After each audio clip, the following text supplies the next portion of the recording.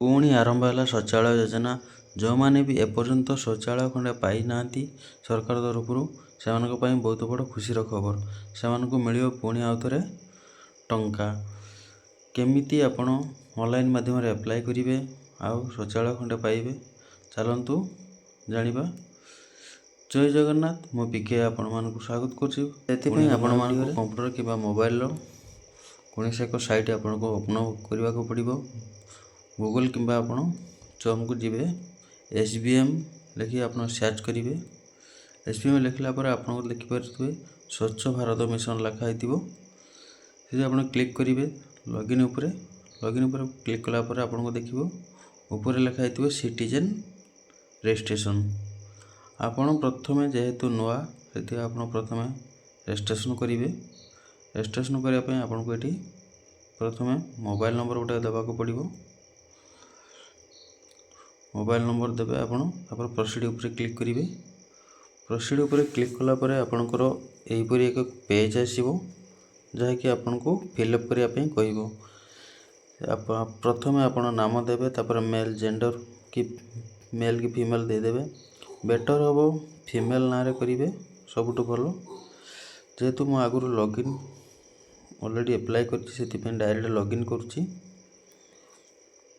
ମୁଁ ପ୍ରଥମେ ଏକ ନମ୍ବର ଦେଇଦେଉଛି, ମୋବାଇଲ୍ ନମ୍ବର ଦେଇଦେଉଛି। ମୋବାଇଲ୍ ନମ୍ବର ଦେଲା ପରେ ଆପଣଙ୍କୁ ଗୋଟେ ମୋବାଇଲ୍ ନମ୍ବରକୁ ଗୋଟେ OTP ଯିବ। ଭରି ଦେଉଛି ମୋବାଇଲ୍ ନମ୍ବରଟି। ସେଣ୍ଡ OTP ଉପରେ କ୍ଲିକ୍ କରୁଛି। କ୍ଲିକ୍ କଲା ପରେ ଗୋଟେ OTP ଯିବ ଆପଣଙ୍କ ମୋବାଇଲ୍ କି। OTPଟି ଏଠି ଦେଇଦେବା। OTPଟା ଦେଲା ପରେ ତାପରେ କ୍ୟାପ୍ଚା ଦେବା। ଆମେ କ୍ୟାପ୍ଚାଟିକୁ ଫିଲ୍ଅପ୍ କରିଦେବା। ତାପରେ ସାଇନ୍ ଇନ୍ ଉପରେ କ୍ଲିକ୍ କରିବା।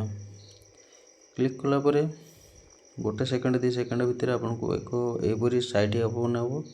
ଆପଣ ଗୋଟେ କର୍ଣ୍ଣରକୁ ପଳାଇବେ, ବାଁ କଡ଼କୁ ଦେଖିବ ଗୋଟେ କର୍ଣ୍ଣର ଅଛି, ଆପଣଙ୍କ ନାଁ ଏଠି ଡିଟେଲ୍ସ ଦେଖାଇବ, ଆପଣ ଦେଖିପାରୁଥିବେ। ତାପରେ ଆପଣ ଗୋଟେ ବାଁ କଡ଼କୁ ଦୁଇଟା ଏରୋ ଚିହ୍ନ ଅଛି, ଦେଖ ଏଇଠି ନ୍ୟୁ ଆପ୍ଲିକେସନ୍, ଆପଣଙ୍କର ଭିଉ ଆପ୍ଲିକେସନ୍। ଆପଣ ଯଦି ଆପ୍ଲାଏ କରିଥିବେ ଆଗରୁ, ଆପଣ ଭିଉ ଚେକିଂ କରିପାରିବେ। ଯଦି ଆପଣ ନୂଆ କରୁଛନ୍ତି, ନ୍ୟୁ ରେଜିଷ୍ଟ୍ରେସନ୍ ଉପରେ ଆପଣ କ୍ଲିକ୍ କରିବେ। କ୍ଲିକ୍ କଲା ପରେ ଏହିପରି ଆପଣଙ୍କୁ ଏକ ପପ୍ ଆସିବ। ଏଠି ଆପଣଙ୍କର କ୍ରାଇଟେରିଆ କ'ଣ ଅଛି ତା ଲେଖା ହେଇଛି। ଏଠି ଆପଣଙ୍କର ପ୍ରଥମେ ନାମଟିକୁ ଦେବେ। ଆପଣ ପ୍ରଥମେ ଷ୍ଟେଟ୍ ନାମ ଦେବେ, ତାପରେ ଡିଷ୍ଟ୍ରିକ୍ଟ ନାମ ଦେବେ, ତାପରେ ଏଠି ଆପଣ ବ୍ଲକ୍ ଚୁଜ୍ କରିବେ, ତାପରେ ଏଠି ପଞ୍ଚାୟତ ଏଠି ପୁରା ଆପଣ ଫିଲ୍ଅପ୍ କରି ନେଇଯିବେ। ତାପରେ ଏଠି ଆପଣଙ୍କର ଆଧାର ନମ୍ବର ଦେବେ। ଆଧାର କାର୍ଡ଼ ନମ୍ବରଟିକୁ ଦେଇକି ଆପଣ ଠିକ୍ ଜାଗାରେ ଭେରିଫାଇ ଆପଣ କ୍ଲିକ୍ କରିବେ। ସେ ଅଟୋମେଟିକ୍ ଆପଣଙ୍କର ନାମ